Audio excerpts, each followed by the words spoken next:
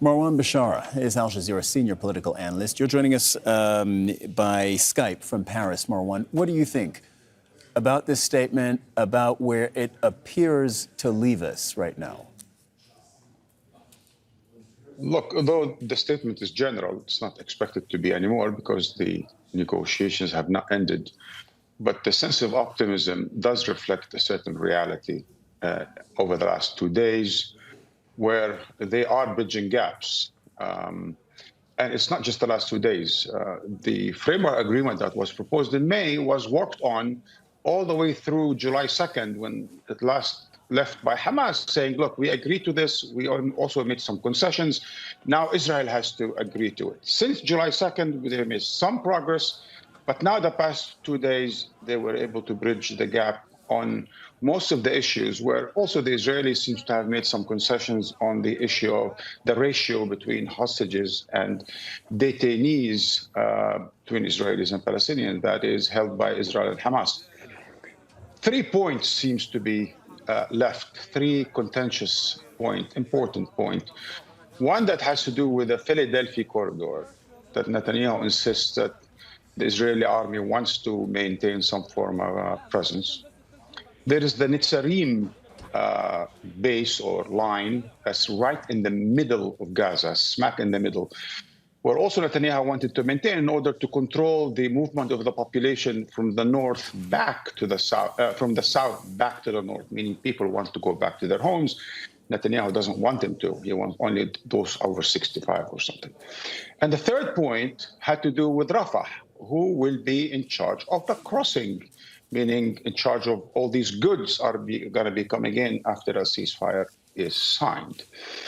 It seems that the Americans have taken it upon themselves to deal with Netanyahu and Israel on the question of Netzarim and the movement of population, and why Israel really must withdraw its soldiers from the middle of Gaza. When it comes to Philadelphia, this is more of an issue that concerns Egypt, because Egypt is the country to the south with a peace agreement with Israel. So it's going to be handled with Israel and with Egypt and the Israeli military as to the nature, if any at all. Hamas rejects the presence of any Israeli presence in the Philadelphia corridor. And as far as the Rafah crossing, that remains to be a bit of an enigma. The Israelis don't want a PA, a Palestinian Authority presence. They certainly don't want a Hamas presence. It remains to be seen whether the Palestinians can work out some sort of a formula in the coming days whereby it will be provisional and workable. But Marwan, these are all important. What the mediators are referring to as details, right? Important details within a possible framework agreement. But I'm still thinking about the main part of this agreement, which is it's supposed to end the war. And until recently, you were still hearing from Benjamin Netanyahu, this war will not end until we've totally defeated Hamas, we've wiped them out, removed them from the Gaza Strip. And on the other hand, you still heard from Hamas, we're not signing a deal that doesn't totally end the war. So that's the really huge thing that they still seem to have no agreement on until recently. Yes, absolutely. But listen, just so that you and I can be on the same page, and it's very important for me that you and I are on the same page.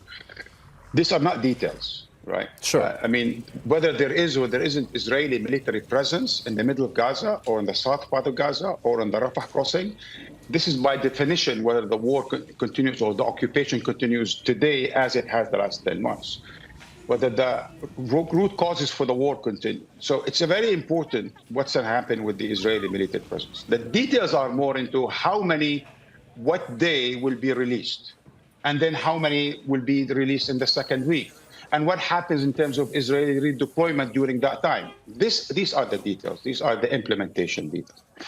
Now, I agree with you about the fact that even if this is signed, does this really mean that it's all, rejoice about peace and stability? And absolutely not. I have always been saying that Israel has got away with genocide.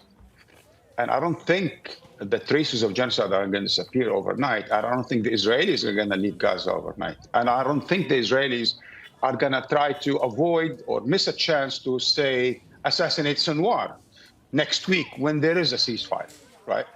So the chances for reckless behavior and the chances for this thing to be torpedoed and the chances for Israel to walk away after the first phase when most of its captives are released are very high. The Americans have given the guarantees that to the Palestinians and to the mediators that they will work with the Israelis so as to not relaunch the war. But they seem to have also given guarantees to Netanyahu that if he must relaunch the war, then they're not going to stand in his way, which means that a lot of these eventualities are left in the hands of the Americans, which means the Americans are the sponsor, as the mediator and the partner of Israel, will be directly implicated in the implementation of this three-phased agreements until it's fully implemented. Al Jazeera's senior political analyst, Marwan Bishara. Thank you very much, Marwan. Make sure to subscribe to our channel to get the latest news from Al Jazeera.